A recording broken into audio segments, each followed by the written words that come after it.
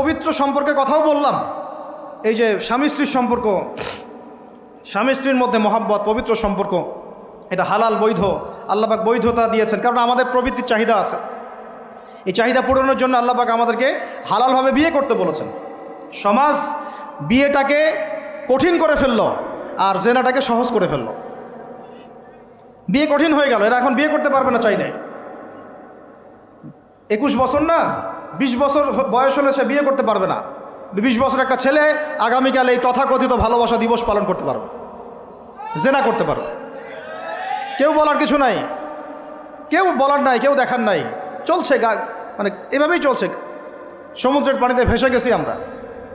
একটা মেয়ের বয়স 17 বছর, সে কালকে জেনা করবে। অগণিত মেয়ে কালকে 17 বছরের মেয়ে জেনা করতে পারে, আল্লাহ হেফাজত করুন।